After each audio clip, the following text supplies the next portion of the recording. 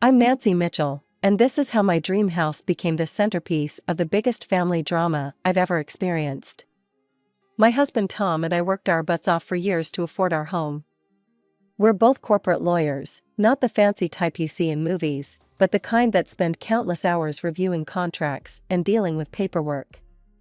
It's not glamorous, but it pays well, and we had a clear goal in mind: our perfect house. "What do you think about this one?" Tom asked me one evening, showing me yet another listing on his laptop. We were sitting in our tiny apartment, surrounded by takeout containers and case files. I leaned in to look. Wait, this might be it. The house was exactly what we'd been searching for: a beautiful 2-story colonial with a wraparound porch and plenty of room for the family we hoped to have someday. The moment we walked through the front door for the viewing, I knew it was meant to be ours. "I can already see where everything would go," I told Tom, spinning around in what would become our living room. "We could put a reading nook by that window, and the wall space would be perfect for my paintings." The next few months were a whirlwind of paperwork, meetings with contractors, and endless trips to home improvement stores. I took charge of the renovation process, much to Tom's relief. He's brilliant with legal documents, but hopeless with color schemes. I designed every room with care, choosing each paint color, light fixture, and piece of furniture deliberately. The walls of our living room and study soon displayed my own paintings, landscapes, and abstracts I'd created over the years. 3 years passed quickly in that house. We settled into a comfortable routine, hosted dinner parties for colleagues, and created countless memories. Our home became our sanctuary, especially after long days at the office. Life was good. Simple, but good. We had everything we'd worked for, and we appreciated it all the more because we'd earned it ourselves. No handouts, no family money, just hard work and careful planning. Then my phone rang one Sunday morning. Mom's name flashed across the screen. "Nancy, sweetie, I have wonderful news." Her voice was bubbling with excitement. I had no idea that this call would be the beginning of chaos. No idea that my sister Sarah's engagement would somehow turn my carefully crafted life upside down. But that's the thing about family, they have a way of complicating even the simplest things. "Can we talk about something important?" Mom asked, her voice taking on that tone she uses when she wants something. "It's about Sarah's engagement." "Nancy, honey," Mom continued, her voice getting that sugary sweet tone she uses when she wants something. "Sarah's fiancé, well, his family is quite well off." I sat down at my kitchen counter, already sensing this wasn't just a casual conversation about Sarah's engagement. "That's great, Mom. When's the wedding?" She cleared her throat. "Well, about that. Before we set the date, we need to have a formal meeting with his parents. You know, the traditional way." "Okay," I said slowly, waiting for the other shoe to drop. "The thing is," Mom paused. "Could we maybe have this meeting at your house?" I nearly dropped my coffee mug. "What?" "It's just that our apartment, you know how small it is. And with Robert's parents being so wealthy, I'm worried it might affect things." "Mom," I said firmly, "you want me to pretend my house belongs to you and Sarah?" "Just for one meeting," she pleaded. "Sarah's fiancé's parents are very traditional, very focused on status. I don't want them looking down on our family." I pinched the bridge of my nose. This is wrong on so many levels. You can't start a marriage based on lies. "It's not exactly a lie," Mom argued. "More like a temporary arrangement. They'll be moving to Boston after the wedding anyway. We'll rarely see them, and I'll explain everything later." "And what about Sarah? She's okay with this deception?" Mom's voice brightened. "Oh, she thinks it's a brilliant idea. Please, Nancy, do this for your sister." I paced around my kitchen, my mind racing. Let me talk to Tom. That evening, I explained everything to my husband. To my surprise, he didn't immediately shoot down the idea. "It's just one meeting," he said thoughtfully. "And it would mean a lot to your parents." "Are you serious?" I stared at him. "You're actually considering this?" He shrugged. Sometimes keeping peace in the family is worth a small compromise. Against my better judgment, I agreed. The meeting was set for the following Saturday. I spent the entire week cleaning and preparing, feeling increasingly uneasy about the whole situation. When the day arrived, everyone showed up right on time: my parents, Sarah and her fiancé Robert, and his parents, Mr. and Mrs. Davidson. They were exactly as Mom had described: wealthy, well-mannered, and clearly used to the finer things in life. "What a lovely home," Mrs. Davidson commented, admiring our living room. Before I could respond, Sarah jumped in. "Thank you. I've always believed in creating a warm, welcoming space." I nearly choked on my wine. But that was just the beginning. As we gave them a tour, Sarah played the perfect hostess, discussing her decorating choices and future renovation plans. Then came the moment that made my blood boil. "And this is my sister Nancy and her husband Tom," Sarah said casually, gesturing toward us. "They'd been staying with us for a while. You know how hard it is for young couples just starting out." I felt Tom's hand squeeze my arm, warning me to stay quiet. But watching my sister stand there, playing lady of the manor while describing us as charity cases she'd taken in out of the kindness of her heart, it took every ounce of self-control not to speak up. The dinner was going surprisingly well, despite my growing discomfort with Sarah's performance as lady of the house. Tom kept shooting me sympathetic glances across the table as we finished our dessert. I thought we were almost in the clear when Sarah suddenly sat up straighter, her eyes sparkling with what I recognized as her brilliant idea. "Look. You know," she announced, setting down her wine glass with a flourish, "instead of renting some impersonal venue, we should have the wedding right here." I inhaled sharply, my fork clattering against my plate. My eyes shot to Mom, who was making frantic "stay quiet" gestures while trying to maintain her smile. "Actually," I managed to say, keeping my voice steady, "I don't think that's the best idea. The layout isn't really suited for a wedding reception. The cleanup alone would be." "Oh, don't be silly," Sarah cut me off with a wave of her hand. "It won't be that many people. Just family and close friends." Still, I persisted, "there's the parking situation, and the neighbors to consider. A proper venue would be much more." "Robert's parents are giving us a honeymoon trip to the Maldives," Sarah interrupted again, beaming at the Davidsons. "We'll leave right after the reception, so we won't even be here for the cleanup." Great. So not only did she want to commandeer my house, but she was planning to leave the mess for me too. Mrs. Davidson looked around appreciatively. "It really is a beautiful space for a wedding. So much character. And it would save quite a bit on venue costs," Sarah added, giving Robert's parents her most winning smile. "We could put that money toward other aspects of the celebration." I watched in horror as the Davidsons nodded approvingly. My house was being volunteered for a wedding venue, and I couldn't even object without exposing the whole charade. Then Mrs. Davidson noticed one of my landscape paintings above the fireplace. "Oh, what a gorgeous piece. The light is captured so beautifully. Who's the artist?" Before I could open my mouth, Sarah jumped in. "Actually, I painted that. I've been painting since I was little." I felt the blood drain from my face.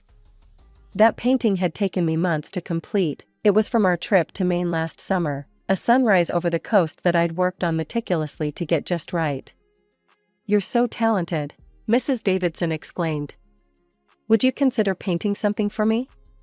Perhaps a seascape? I've always loved ocean views."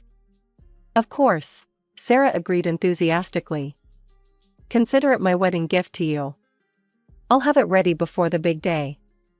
I gripped my napkin under the table so hard my knuckles turned white. Tom's hand found my knee and squeezed it gently, but even his touch couldn't calm the rage building inside me. "Have you completely lost your mind?" I exploded as soon as the Davidsons' car pulled away. "A wedding? In my house? And now you're claiming my paintings are yours?"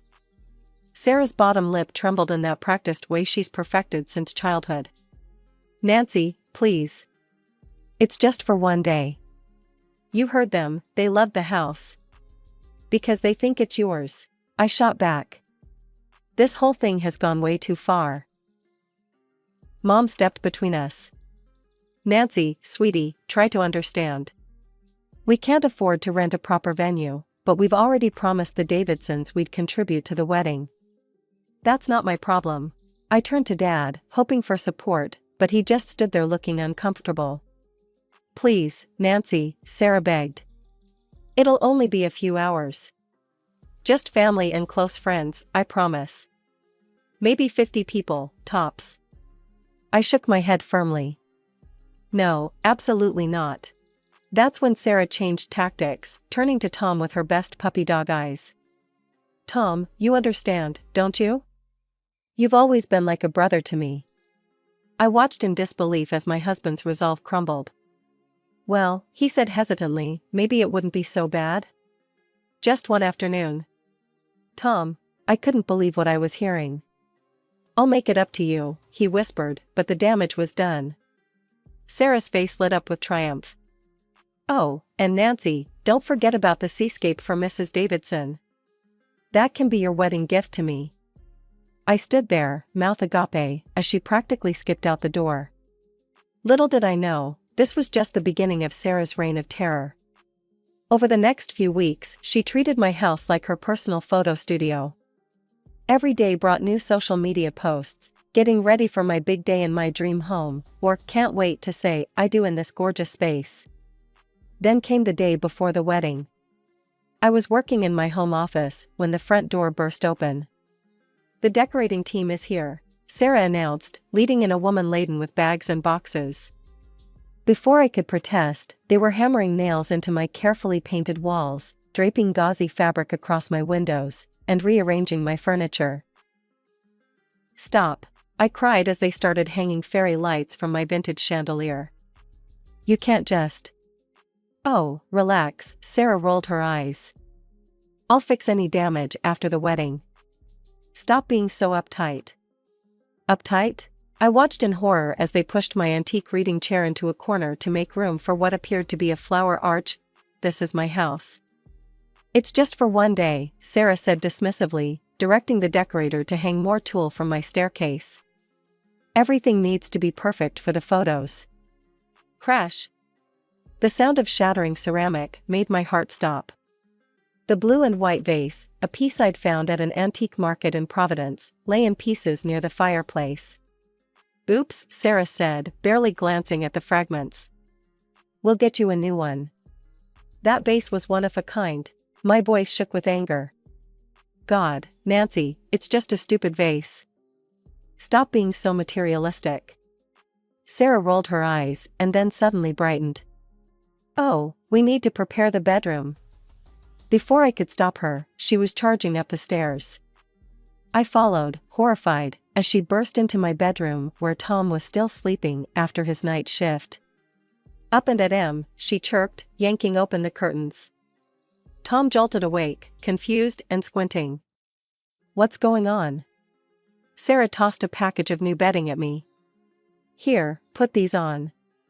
I got the highest thread count they had, perfect for a wedding night.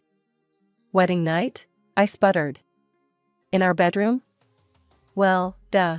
It's the master bedroom. Sarah was already rummaging through my closet, pulling out pillows. We'll need to move these, maybe add some rose petals, ooh, and some romantic lighting.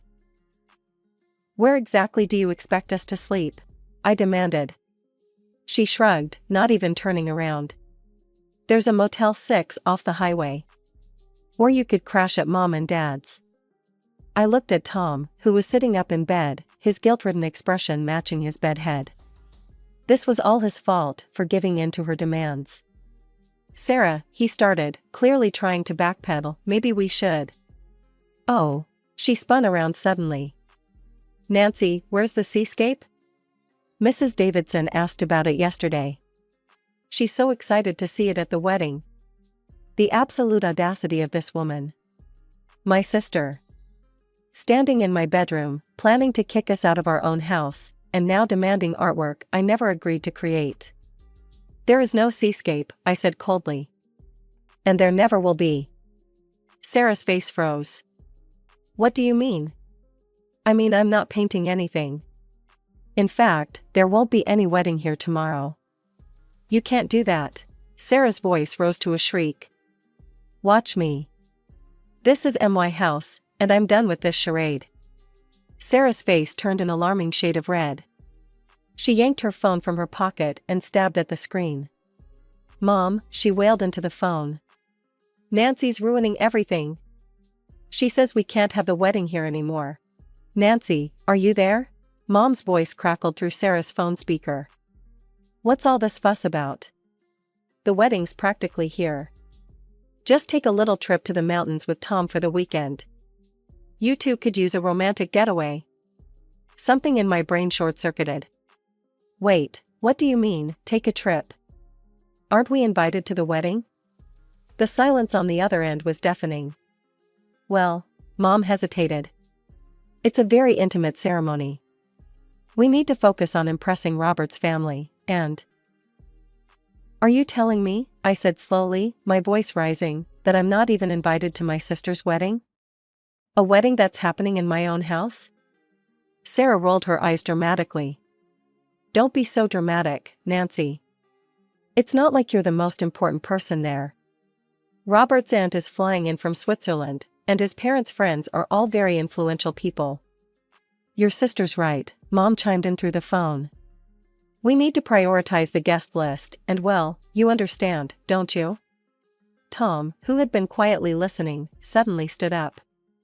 This is absolutely ridiculous. You can't kick us out of our own house and not even invite us to the wedding. I looked at my husband's outraged face, at my entitled sister, at the mess they'd made of my bedroom. And suddenly, something clicked in my mind. A plan started forming. You know what? I said, my voice surprisingly calm. You're right, I'm being silly about all this. Sarah's face lit up with surprise and triumph. Really? Finally, you're being reasonable. Yes, I smiled sweetly. You go ahead and finish decorating. Tom and I will head to the mountains for a romantic weekend. I caught Tom's confused look and gave him a subtle wink. His eyes widened slightly, but he played along. Here, I said, handing Sarah my house keys. Just make sure everything's cleaned up after. Of course, Sarah beamed, pocketing the keys. See? I knew you'd come around eventually. She and the decorator spent another hour putting final touches on their wedding wonderland, while Tom and I quietly packed overnight bags. When they finally left, Sarah was practically skipping with satisfaction. As soon as we got in our car, Tom turned to me. Okay, what are you planning? Because I know that look, and that wasn't surrender back there. I started the engine, a small smile playing on my lips. Just trust me, honey. Sometimes you have to let people think they've won, to teach them a lesson they'll never forget. By this time tomorrow, everyone will understand exactly whose house they'd been taking for granted. As we headed toward the mountains, I couldn't help but feel a little thrill of anticipation. Sarah thought she had won, but she had no idea what was coming. Sometimes being a lawyer has its advantages, especially when it comes to understanding property rights and security systems. The morning sun was streaming through our hotel room window when my phone rang. The security company's number flashed on the screen. Mrs. Mitchell? This is Derek from Home Shield Security. We've detected an entry alarm at your residence. The patrol is en route now. Thank you for letting me know, I replied, unable to suppress my smile. Please keep me updated. Tom looked up from his coffee. It's starting, isn't it? Before I could answer, my phone erupted again. This time it was Mom. Nancy, she screamed into the phone. What is the meaning of this? There are security guards here. The alarm won't stop. You need to call them right now and tell them you gave us permission to be here. Did I? I asked innocently. I don't recall giving anyone permission to use my house today. But you gave Sarah the keys. I gave Sarah keys, yes. That doesn't mean I gave permission for a wedding party to enter my private property. The security company called again while Mom was still spluttering. Mrs. Mitchell, we have a situation here. There's a group of people claiming they have permission to use the house for a wedding. They have keys, but no documentation. We need your confirmation. I absolutely did not give permission for anyone to use my house today, I said firmly. In fact, I'm quite concerned about this unauthorized entry. I could hear the chaos unfolding through the phone, Sarah's hysterical crying, guests murmuring in confusion, and the guard's professional but firm voice requesting everyone to step outside. Then came the moment I'd been waiting for, Mrs. Davidson's voice, sharp with dawning realization. What do you mean this isn't your house? Ma'am, the security guard explained, this property belongs to Nancy and Thomas Mitchell. Without their explicit permission or presence, this gathering constitutes unauthorized entry. Sarah, Robert's voice cut through the commotion, you lied to my family? About owning this house? I can explain, Sarah wailed. Everyone will need to come down to the station to sort this out, another voice announced. Police had arrived. The next few hours were a parade of phone calls. The police confirming my statement that no, I hadn't authorized a wedding in my house. The security company updating me on the situation. And finally, a call from a very subdued mom. Your sister's been released with a warning, she said quietly. But, Robert, he called off the wedding. Said he couldn't marry someone who would build their relationship on lies. His parents are furious. They're calling us social climbers and frauds. I let that sink in for a moment. Well, aren't they right? Actions have consequences. Maybe Sarah'll learn something from this. After hanging up, I turned to Tom, who had been listening to my side of the conversations with growing amazement. You planned this all along, didn't you? He asked. From the moment you handed over those keys? Let's just say I knew exactly what would happen when they tried to enter a house with a state-of-the-art security system they didn't know existed. Tom shook his head, but he was smiling. Remind me never to get on your bad side. Tom and I returned home the next morning to find our house looking like an abandoned theater set. Tulle and fairy lights hung limply from the walls, wilting flowers scattered across the floor, and chairs arranged in neat rows for a ceremony that never happened. We spent the morning restoring our home to its former state, working in comfortable silence. Each decoration we removed felt like reclaiming a piece of our sanctuary. When we finally collapsed onto our couch, now back in its proper place, someone knocked at the door. It was Mom and Dad, looking like they'd aged 10 years overnight. How could you do this to your sister? Mom burst out before I could even invite them in. Do you have any idea how humiliated we all were? How could I? I repeated incredulously. How could you? You tried to steal my house for a wedding I wasn't even invited to. Dad stepped forward, his face stern. We've been talking, and if you don't apologize to your sister and make this right, you can forget about any inheritance. The family cabin, your grandmother's jewelry, all of it will go to Sarah. To their surprise, I laughed.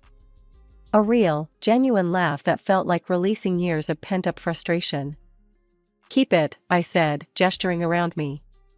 Everything in this house, everything Tom and I have, we earned ourselves. We don't need your inheritance, and we definitely don't need your approval of how we defend our home and our dignity. You've always been selfish, Mom spat. Always thinking you're better than everyone else with your fancy job and your big house. No, Mom. I just respect myself enough not to let people walk all over me, even family. Especially family. Then you're no longer part of this family, Dad declared. Don't call us, don't visit. You're no longer our daughter. They turned and stormed out, slamming the door behind them. The sound echoed through the house, but strangely, I felt no pain, only relief. Tom wrapped his arms around me. Are you okay? I leaned into his embrace. I meant what I said.